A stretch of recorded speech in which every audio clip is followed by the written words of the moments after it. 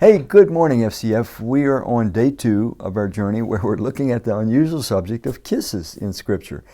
And they bring quite a different meaning and quite a different influence and impact depending on the context and the circumstance. We're going to go to the book of Ruth today. And although the book is named Ruth, she's not the first characters that we'll meet. We start out in the book of Ruth meeting two characters, a husband and a wife. The husband's name is Elimelech. The wife's name is Naomi.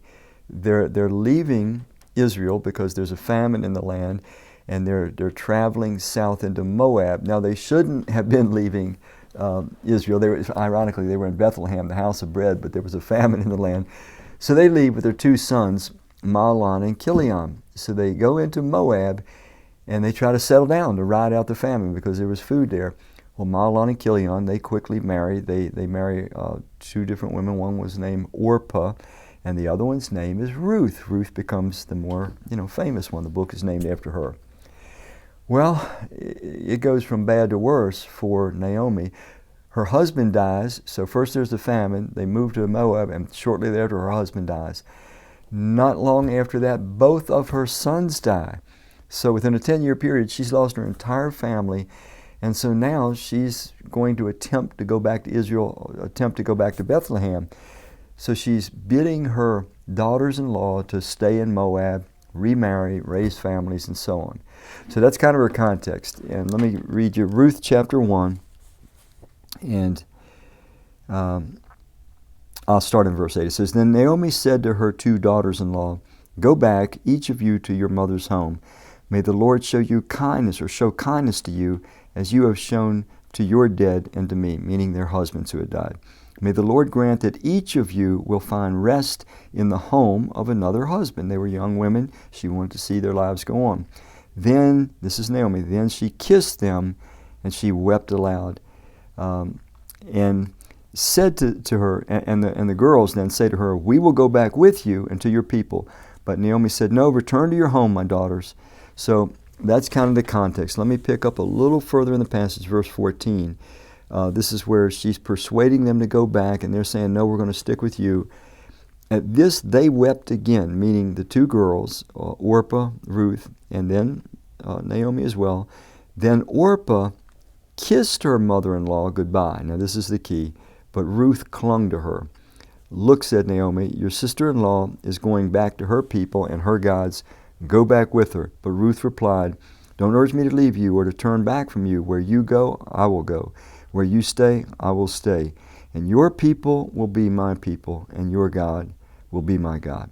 So it's a very powerful, emotional scene. But Orpah, the one daughter-in-law, she kisses Naomi, and it's the kiss of goodbye. Now, life is a journey, and we all know that there's so many twists and turns. Some of them are quite desirable, unexpected, but nevertheless they occur. And there are those forks in the road in life where sometimes people that we were once very much attached to, very much in league with, we were doing life, as it were, together with them. But circumstances take a twist, they take a turn. There was no ill feeling or anything here, but it's come time to let our lives untwine. Now please, anybody listen to this, I'm not talking about divorce or throwing your kids out of your house or anything like that, necessarily anyway. But there are just those circumstances sometimes where people that we have good feeling toward, okay, not negative feeling. Ruth, Naomi, Orpah, they had wonderful, warm feelings for each other, but it came time that the will of God was causing life to have those pathways for each of them take differing directions. And so Orpah, she kisses Naomi, her mother-in-law, and it's the kiss of goodbye. Sometimes we just need to let some things go, and it's a warm kiss. It's a kiss that's affirming.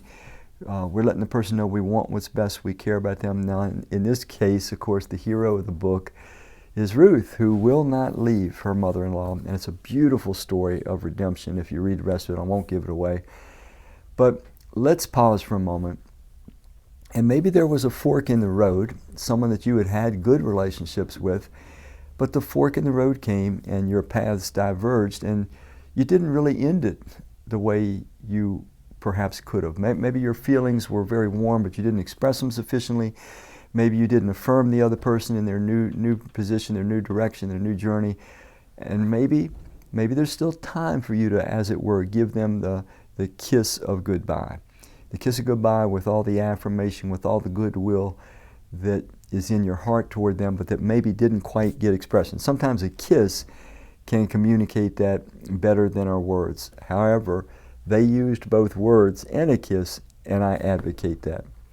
So I can't help but to wonder if this may not be something that we need now, but it may be something we have to tuck away and use in the future. But it could be that even right now there's somebody that the Lord will touch their hearts as He touches yours and prompts you to maybe give them an appropriate kiss of goodbye.